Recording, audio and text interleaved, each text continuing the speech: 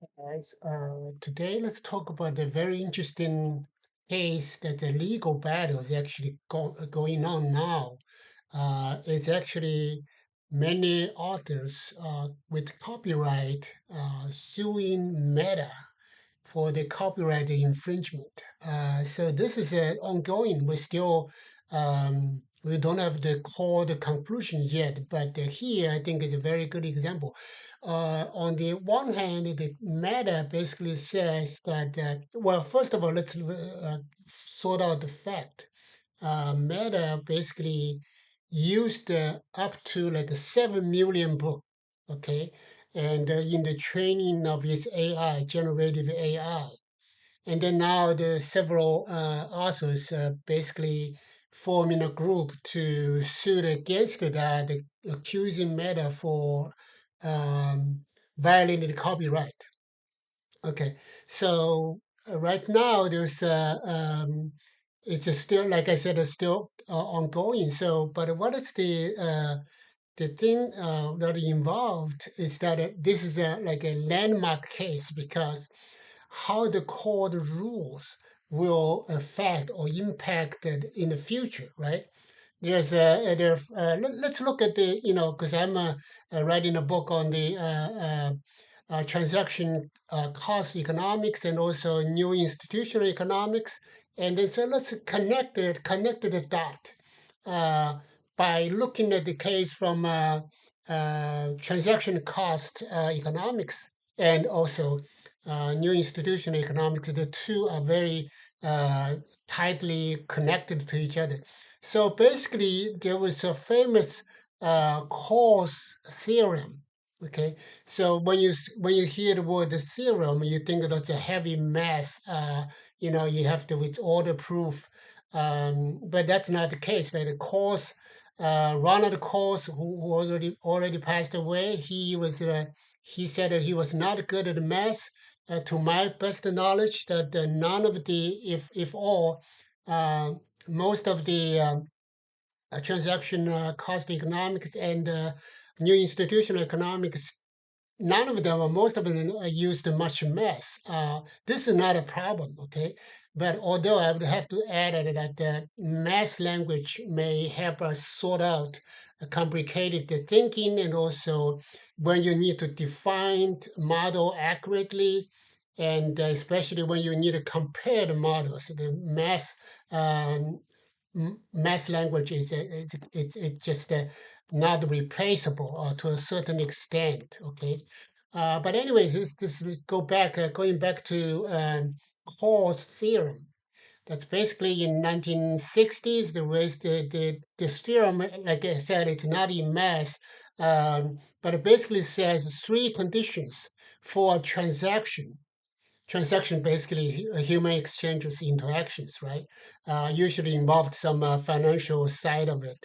So Coase theorem basically says if you have three conditions satisfied, then the transaction will have a pretty decent efficiency. The outcome will be nice. Okay, we have a positive. So the three conditions. Number one is that the property right, is clearly defined. Well, in our case, in the meta case, that is the case, right? The authors, all the material, the 7 million books, every one of them has been clearly defined. They belong to copyrighted material, except in terms of copyright, there's one aspect that is that at the digital world, we don't have the copyright law has not upgraded to the AI training. We don't know what the law would say, what the court would say. The court is still debating on that. Okay, what is it constitute infringement of copyright or otherwise? Okay, so that's one thing. So that condition is not completely satisfied in terms of property right.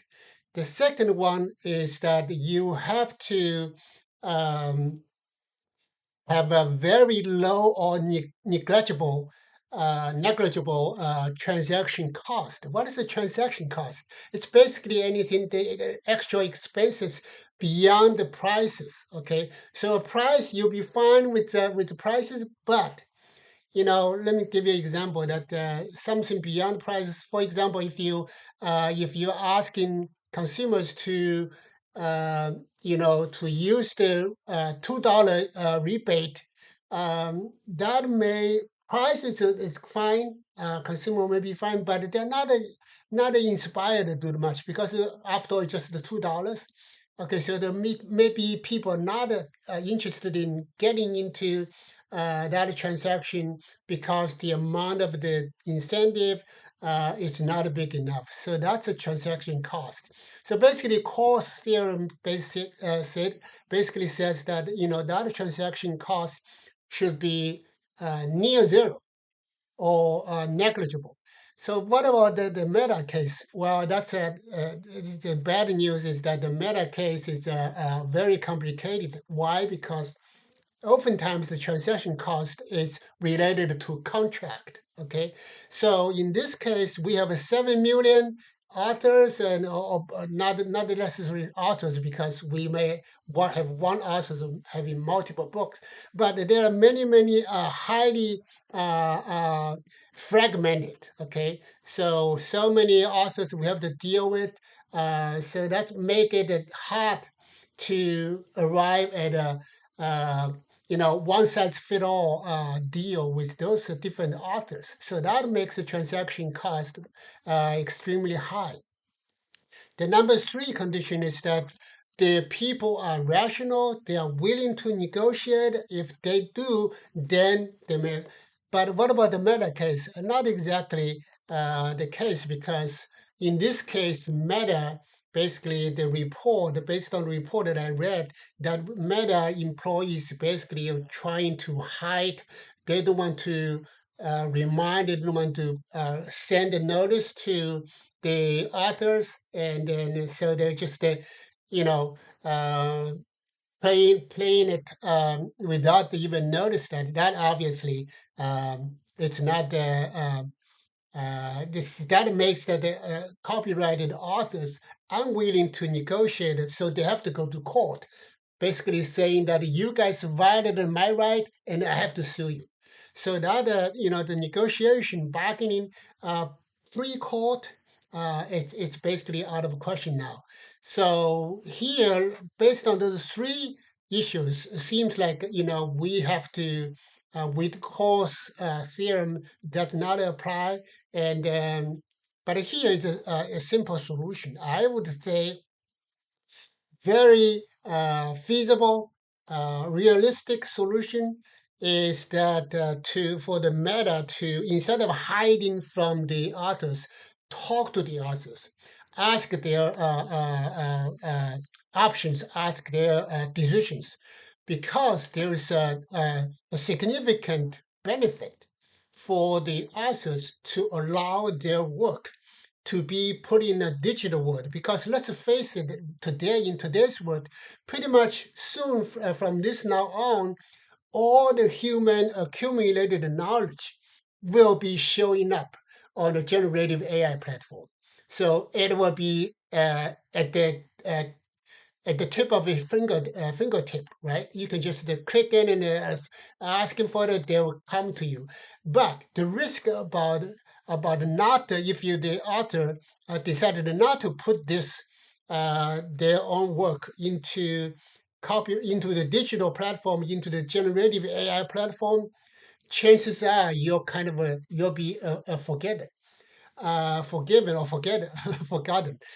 So it's likely that in an ideal world, Meta would make a statement saying, "Okay, our AI, our training data include most, but not all the material that are available." Um, so that makes it kind of make it like a lose lose, because the AI, generative AI, you're supposed to be encyclopedia. You're supposed to be very inclusive, right? You include all the relevant information created by humans, but by not covering everything, that hurt AI. But also, meanwhile, for the copyrighted author, they also could hurt them because they cannot their work will be forgiven, not forgiven, forgotten. So basically, will be left out. Okay, you're left out of the game. Here is a very good example that Google Books, Google Scholars already have the case. So Meta should really have consider that Google case. At the first, not many authors interested in allowing the Google to scan their books. Okay, but later on, when they realized that being digitalized is actually to their own benefit, so that's why we need to follow the Google model and talk to the authors, but never again. Don't lie. Don't hide from them. Let them know. Let them choose, and then we'll decide. So maybe it's likely that we both sides will have a win-win situation. That leads us to the kind of a revision of the Coase theorem. I have issues with the Coase theorem and also with the new institutional economics. The existing conclusion, the way they do the work, I have some reservation. But here is the way to think of it. Instead of having three conditions for the transaction efficiency, we added one. We keep that the copyright is still important. The rationality is still important. The willingness to negotiate is still important, and the transaction cost also important. But we add one thing that is expected benefit. Okay, we have to educate the people. Meta can act as a platform to educate the people, encourage people about their benefit, expected benefit of being part of the generative AI. And so in that way, we can add this. And then we can, the nice thing about it, adding benefit and cost is that we can have a decent model, rigorous model for cost benefit analysis, not just the cost. Okay, we can have a decent model. So let's stop here.